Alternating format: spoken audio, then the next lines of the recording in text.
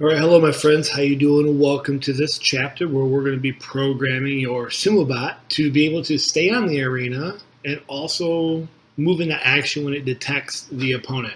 So let's dive into this and we'll just kind of break down the stuff as we go. It's always easier to see it visually. So like we've been doing, we're going to go to new project. We're going to make sure it's word blocks. I'm going to call it Sumobot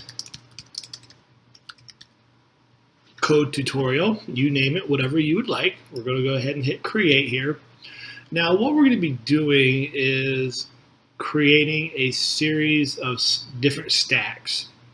And so I know that we're going to need 2, 3, 4, 5 of these. And then we're also going to need another one when the button is pressed on the brake. So we've got several things that we're going to do. And as we get going in this, the other thing that we're going to need to be able to add is an extra block extension. So we're going to go down here to the bottom left corner, and you want to make sure that you have the more movement block section of code checked. You see I got a check mark already. If you want to add it, you just click on the box, just like I did here with more sensors. You'll see the check there, right there. So you want to make sure you have this turned on for more movement blocks. Okay, so let's go ahead and get started here. The first thing that we want to do is actually going to be pretty straightforward. The first two code stacks are rather easy. Number one, we're going to break these down just so we don't have one huge continuous line of code. It makes it easy for you to go back and tweak and modify. It also makes it easier as you go through to test your code along the way, to test for errors, and if there's a mistake, then you can kind of narrow it down. So our first code stack, all we want to do when the program starts, we want to identify what our movement motors are. So we're going to go here to the pink motor block. All right, and we have this code block here, set movement motors to A and B. We know the way we've built our robot, for the example, we're using C and F. So now what I'm going to do, I'm just going to move these guys over just a little bit. And that's literally all we're going to put in that one. Pretty straightforward so far. The other one we're going to do is this one here when we press the left button on the intelligent hub. And this is going to be our way to stop all the code entirely if your robot gets tangled up with the opponent, or if it just needs to stop, if it runs off the board, whatever it might be. We need an easy way to end it all. So we're going to go here under control. There is a stop all block, and we're going to drag that right there so that when we press the left button on the intelligent hub, all our programs stop. Okay, so what I'm going to do is I'm just going to move this guy up, move this guy over. That way we have a little bit better canvas that's clean for our coding. And as we do this now, what we're going to program next in the code stack is our main program. We're going to lay out the 5 actions that our robot's going to take. Please keep in mind that once you get it up and running, you can tweak this to make it whatever you want, have the robot perform the behaviors that you would like. But for the sake of this, we're going to go through the example code. To begin, we're going to use this when program starts, and we're going to begin with a light block. And we're going to use this very first one here, turn on smiley face for 2 seconds. Every sumo match starts with a countdown. This gives each opponent time to start the robot and then step away from the arena so the robots are not impacted. So we're just going to do a countdown timer. There's our 3, and we're going to make this 1 second. I'm going to duplicate this again, and I'm going to make this 3 now a 2. I'm going to duplicate it one more time and make this a 1.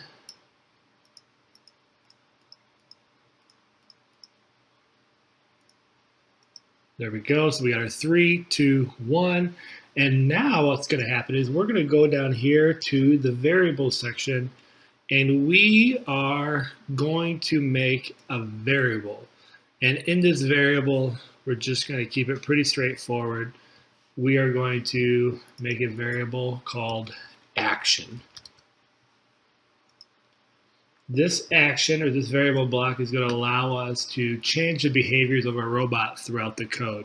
So we're going to turn this set action to 1 to begin. So when our robot begins, this first action is actually going to be our robot just going straight, getting started, getting moving in the arena. So what we're going to do next here is we're going to add a forever loop underneath the set action. So we're going to go here to control, and we're going to bring down this forever block. Now in here is where we're going to put our actions 2, 3, 4, and 5. We're going to lay it all out of all the things that our robot can do. The way we do that now is we are now going to use a if block. And I'm just going to use this if-then for all of them. I just think it's cleaner and it looks good than using the if-then-else block and kind of having multiple layers. So to begin here, we are going to add an operator block of equal sign. And what we want to do is drop our variable block action if action equals. And if we have it equal 1, we've already got it default to 1, then it's going to move down to this forever loop. At 1, we just want it to go straight. So what we have is a robot that the motors are actually on backwards. And what I want to be able to use is not in this regular movement stack. This is why we use the more movement block. And there's a coding block in here that says start moving straight, and we can adjust the power. So I'm going to put this in here. I'm going to keep this straight, and actually we're going to make this 25% power. Not super fast. You can adjust this if you want, but that's where we're going to begin. And that's all action 1 is. It's just moving our robot nice and steady straight.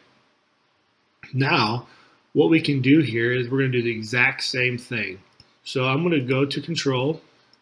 I'm going to put another if block right underneath that first stack, but in the forever loop. Same thing all over again. If, but now instead of 1, let's make it action 2. And I got to add my variable of action. If action equals 2. What this one's going to do, we want to have it where our robot backs up and turns. So when it detects, in this case, the edge line, the color, we don't want a robot to go off the track. We want it to back up and turn and keep moving. That's what this action 2 is going to be. So we are going to use this more movement block again, what we just used before, but a similar one, not start moving. We're going to use, here it is, move. All right, I want this to be straight for 2 rotations. So we're going to make that 2 and rotations. And we're going to back up fast because if we're at the edge, we want to quickly get turned around because we don't want our opponent to push us off the edge. And we're going to do a random turn so our robot doesn't stay in the same sequence over and over and over. So I'm actually going to just duplicate this block again. But this time, instead of the straight 0, I'm going to put a random operator block in here.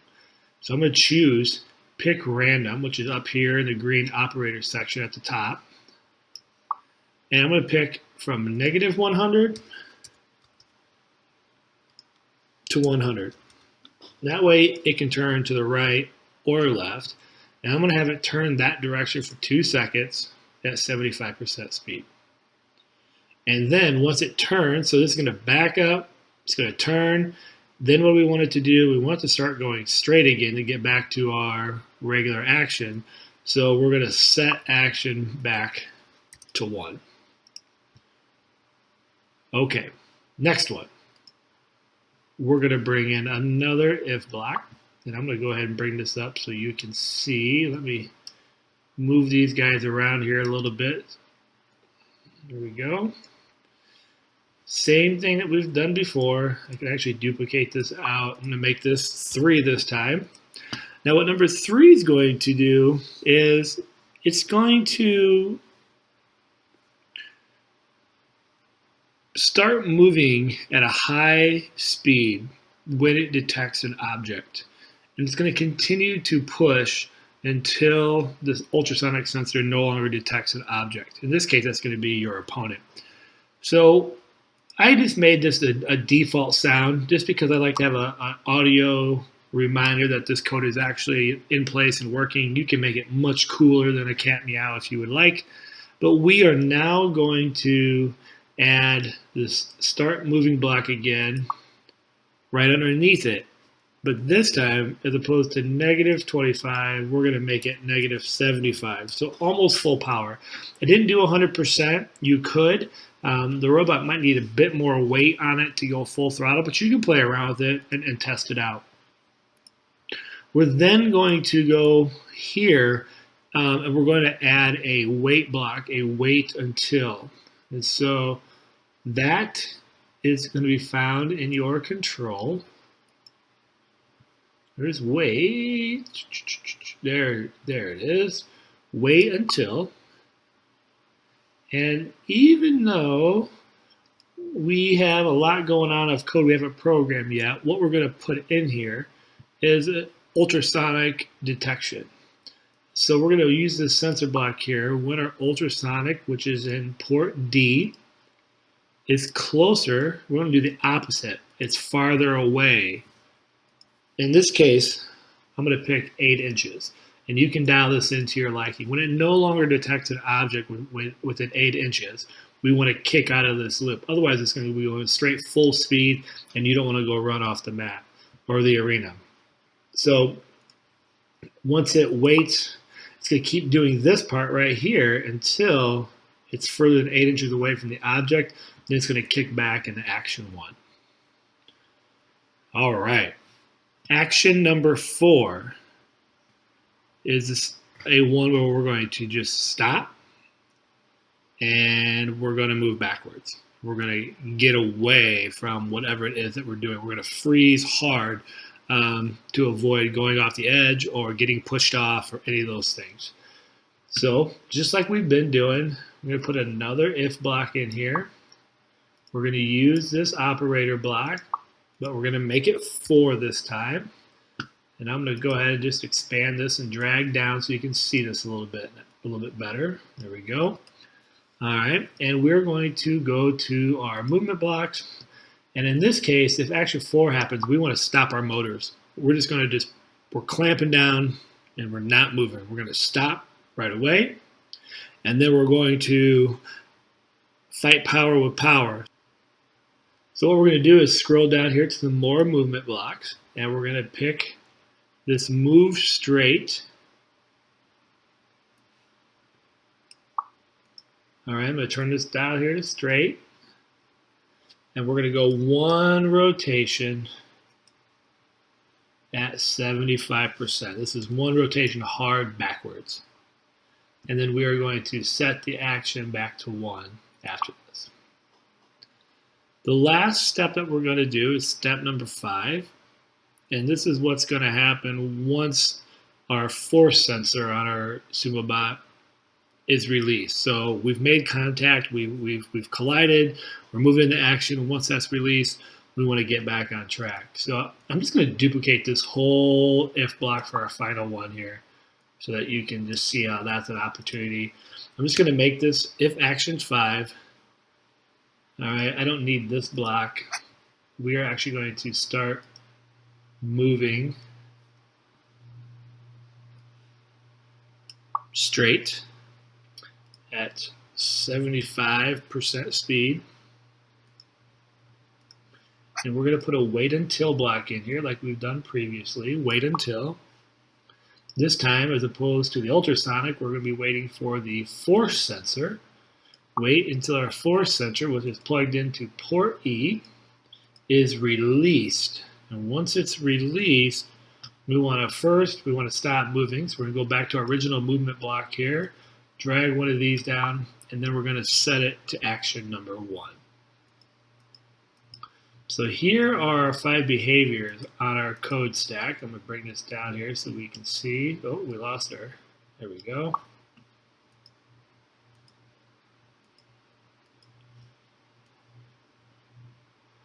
Okay. Now, how does our robot know when to use what action. Well, let's get into it here. So the first one, I'm just going to kind of layer the code. I'm going to bring this down so it's kind of parallel with action 2, because this is going to be the code that triggers action 2. So we're going to put in a control forever block in here. And in here, we're going to put in an if block. Definitely seen a lot of those today. And this is for our color sensor that's reading the mat or the arena to make sure we don't fall off. And so when our color sensor, let's go ahead and find that. Here we go. Slide that in. Our color sensor is in port A, so that's good. Is reflecting, okay, greater than or equal to 90%. And we want to set the action. So we're going to go to set, or to our variable section here, okay?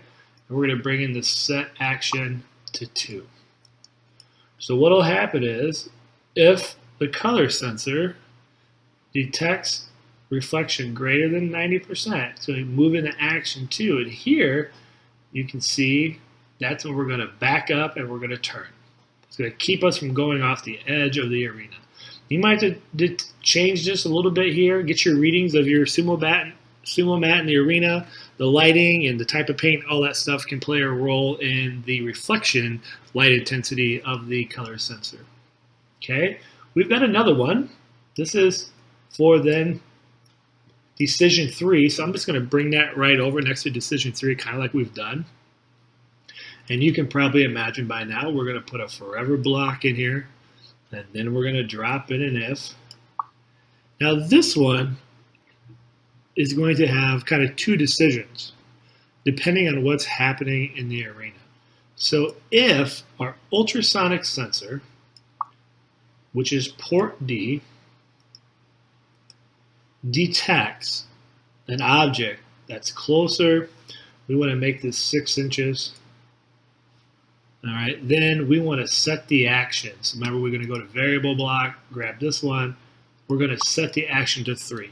If the ultrasonic detects an object close to 3 or to 6 inches or closer, boom, it's going to go over here, it's going to meow, and it's just going to go straight, and it's going to try to push the opponent off the arena.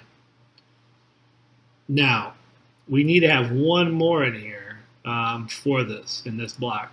So we're going to put another if stack here. And we're going to need a green operator and block, because we want to make sure that our robot doesn't just take off across the arena and just drive right off when this is happening. So we're going to put that same sensor block in that we just did. If our ultrasonic is closer than 6 inches, and we also need to put a thing in here, a condition, if the color block, in this case we want reflection, if our color sensor detects a greater than a light value of 90%. So this is going to be pushing straight, but if it detects an object close and we detect white, we want to make sure that we don't push ourselves off. So that's why we're going to set the action to 4, and that's where that 4 behavior comes in. You can see here that we're going to do one more push, we're going to stop, we're going to push hard, and then we're going to get back out of it and see what happens. And if it's still in that condition, then it'll come back, it'll trigger then this again and run it one more time. But we just want to make sure we're incrementally pushing the robot, not pushing ourselves off at the same time and causing ourselves a victory in the process. The last thing then, our last when program starts block, we're almost to the end here, so stay with us. You guys are doing phenomenal.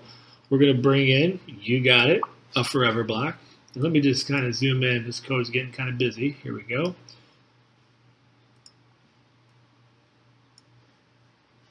And we're going to do a similar type of thing here, but it's going to be the opposite. So actually, we can do this. I'm going to actually delete this out.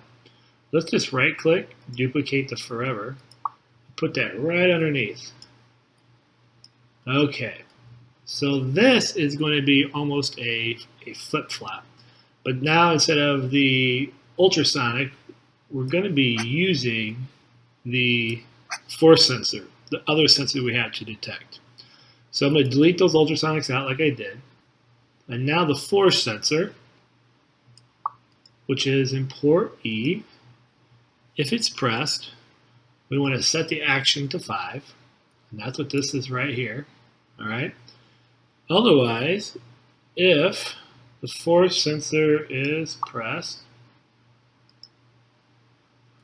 oop, I lost my operator block here. There we go. Is pressed, and the reflection is also on the white. We want to set that reaction there as well. That's going to keep your Sumobot from going off the edge of the arena. And there you have it. This is the code. Now you can move it and kind of tweak it to your liking. I can bring these over just to clean it up. And you now should have a successful Sumobot that's ready to go to battle. All right, my friends, I can't wait to see what you build, what you create, how you tweak the code. So make sure you share with us. And I hope you really gained a lot from this chapter, because there's a lot to be learned. And Sumobot is one of those competitions that is the most popular when it comes to using the Lego Mindstorms and the Lego Spike Prime kit. So there you go. A little food for thought to get you rocking and rolling. And as always, stay awesome. Peace.